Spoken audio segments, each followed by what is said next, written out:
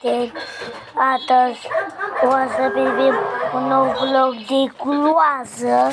Sper să nu vă șocați. Deci, să începem.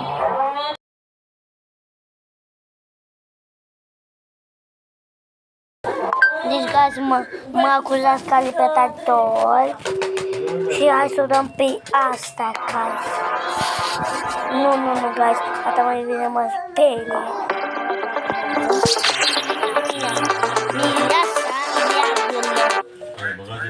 Deci Mina să leagă să știți că nu e tipia a fi cu secundare, dar ok, dacă vă place.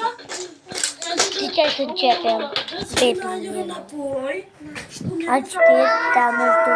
Bun găsit, prieteni! Noaptea, o călătorie pe un drum aparent pustiu, se poate transforma repede într-un coșmar. Ați văzut, guys? Într-un coșmar noaptea. Să nu umblați niciodată noaptea la ora 3 dimineața cu mașina.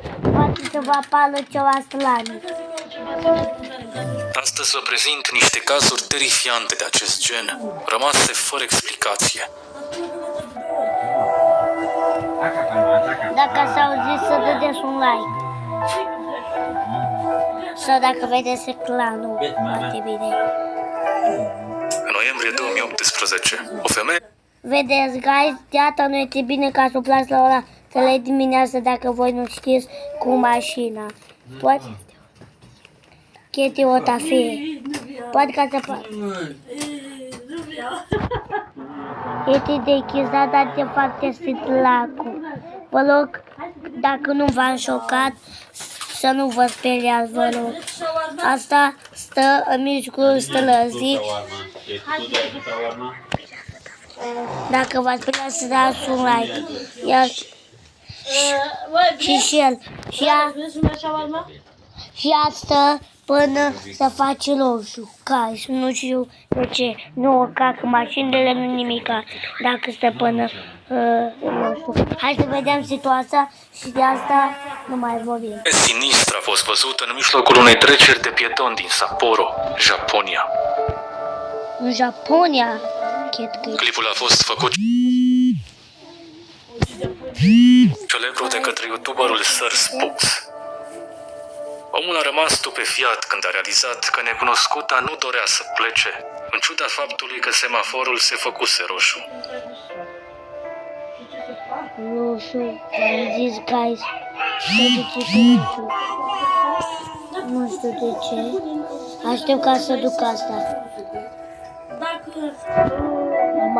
În timpul unei călătorii nocturne, Joe Robb, un bărbat din America, s-a întâlnit cu un străin ciudat ce l-aștepta pe marginea străzii. Deci nu văd. Era ora 21. Nu văd.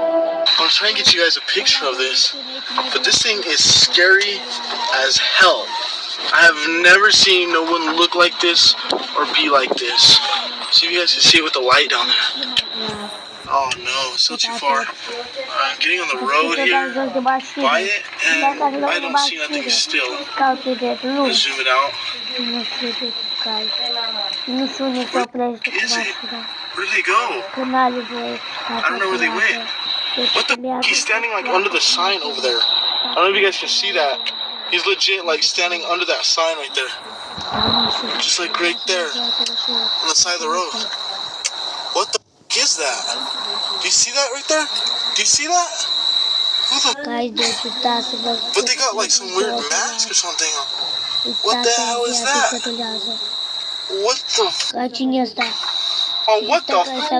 Oh, what the f? Unii au mers atât de departe cu interpretările, încât au declamat teatral că necunoscutul era un demon în cel mai pur sens al cuvântului. Slabe șanse.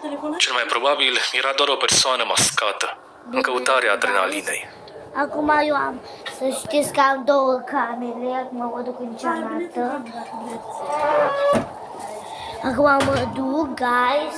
În 17 decembrie 2008, 4 băieți au fost găsiți morți în mașina lor, lângă o Guys, dacă v-a plăcut acest video, nu uitați să dați un like, un share, like, să vă abonați, nu uitați să dați, pa, pa!